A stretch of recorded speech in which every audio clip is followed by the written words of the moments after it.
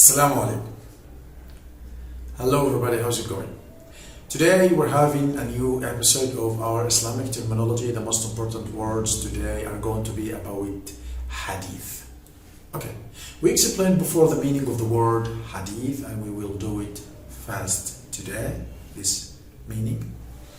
Hadith in Arabic, according to the Arabic phonology or the linguistic, it's speech. In a speech, my speech, your speech, anyone's speech is called Hadith. And the verb from this is حدث or تحدث. Okay, in the Islamic terminology, Hadith means the speech of our Prophet Muhammad sallallahu alaihi wasallam. Any word our Prophet Muhammad sallallahu alaihi wasallam said it, it's Hadith. And you gotta be proud as Muslim because the science of Hadith is only and really only found in Islamic Ummah. No other nation in the world has such a great, amazing science which is Hadith. Why is that? Allah subhanahu wa ta'ala gave the message of Islam to our Prophet Muhammad sallallahu alayhi wasallam through Jibreel, the angel. And he subhanahu wa ta'ala, Allah, gave the word to protect Qur'an. Okay, but Hadith is not the word of Allah like Qur'an. Qur'an is the word of Allah. Unlike Hadith, it's the words of our Prophet Muhammad sallallahu alaihi wasallam. How could we trust this Hadith? How did it come to us? And why is it correct? Why isn't it wrong? Why is it just words from anyone? That's because of Ilm al-Hadith. Ilm al-Hadith is a very big topic. Needs lots of episodes to be done, but we will try as much as we can to sum up the main points so that you could understand, and soon inshallah we will make a series to make you understand these things. We will make a complete episode to explain everything about Hadith. Maybe it takes 2 or 3 episodes, but now let's take the points, the main points. Hadith.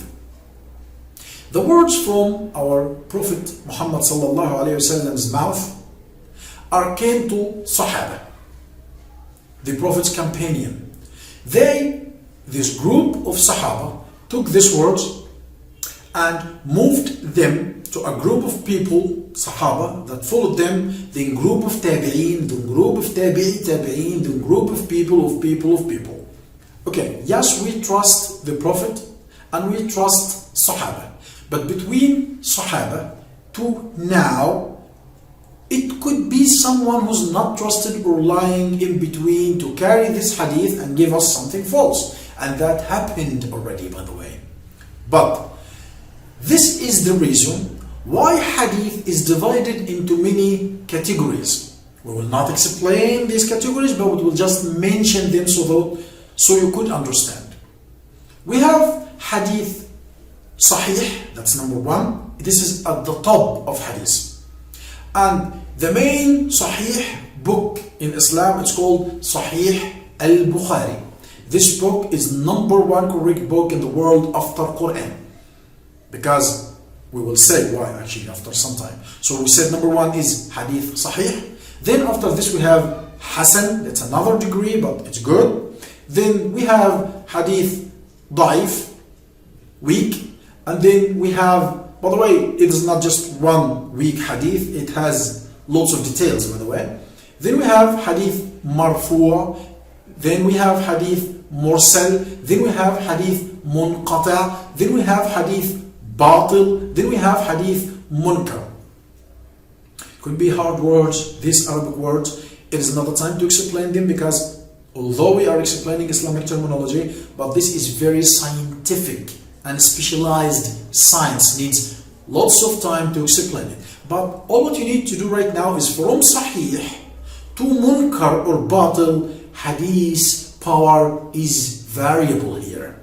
So number one at the top is Sahih. After that, Hasan, which is good. Then we have Hadith Da'if. Sometimes we take it, sometimes we leave it. Then under that, we don't take Hadith. Okay, why we have all these categories?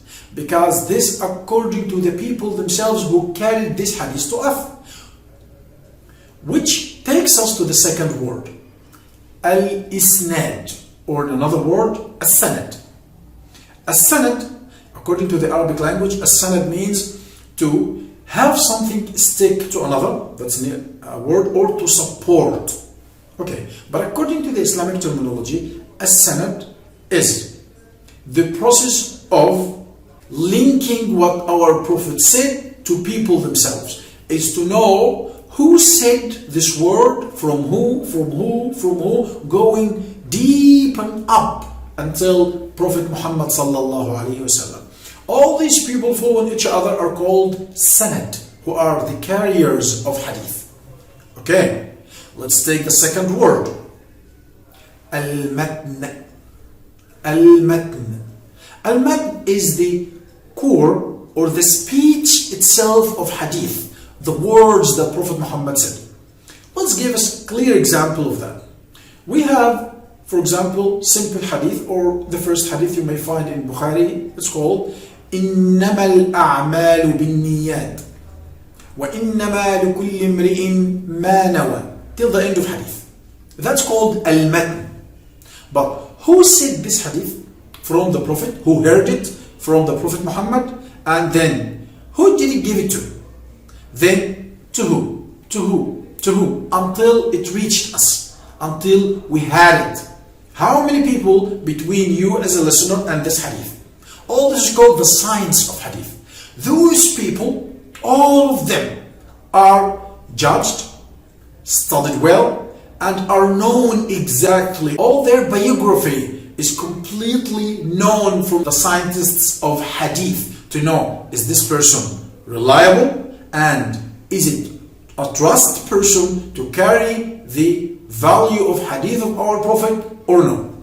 Because of this also, like we ordered hadith from being correct and powerful to being false and wrong and not from our Prophet, and another person said it and said Prophet said it, which is totally lie.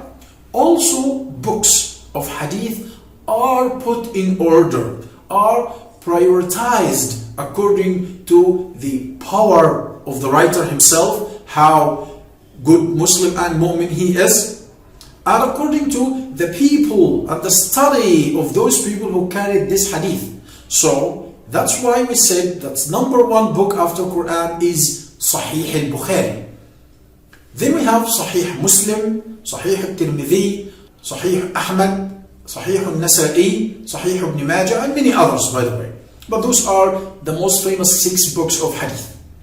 Okay, we have a word also which is near the words we took. It's called Rraawy, singular. The plural is Rraawy. Sometimes when someone tells me or you hadith from our Prophet Muhammad sallallahu alaihi wasallam, you could ask him, Man Rraawy, who is the person who gave us that? His name is Rawi. That's why we say Rawahu, that's a verb in the past. Rawahu, for example, Abu Hurairah an Rasulillah.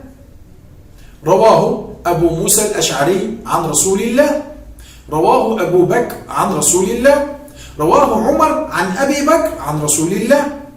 So Rawahu Abdullah ibn Umar an Abi Bakr an Rasulillah. So we say a person from a person from a person till the spring of Islam, our Prophet Muhammad sallallahu alaihi wasallam, the core of our Islam. So all of us want to go to the target, the beginning of hadith, which is the mouth of our Prophet. That's why the scientists of hadith study those people who carry hadith and study the words of hadith itself to come up with this hadith if it's correct or not. If one time came by chance and then you studied the science of Hadith and how those people are judged and how they are studied, you would know for sure that you have all the right to be proud of this Islam. This Islam didn't leave a word come from our Prophet Muhammad sallallahu alaihi wasallam unless the scientists had really examined the word and examined the people who carried this word and let us know if this person is a trustworthy to carry the word of our Prophet Muhammad sallallahu alaihi wasallam to the one who is behind, and do the same to this one who is behind and the one who is behind, and over and over and over until they come to us to make sure that this hadith which we are studying right now is sahih or da'if or batil. That's why when someone tells you hadith, you have to ask him, is this hadith sahih? If it's yes, you must accept it and take it and work with it. If he's not sure, don't take it unless you are sure, because some of this hadith is very bad. And at the end, I'd like to give you one hadith that our Prophet said to summarize all what we're talking about today. Our Prophet Muhammad sallallahu alayhi wa sallam said in Hadith Sahih in Bukhari, من كذب علي متعمدا فليتبوأ مقعده من النار.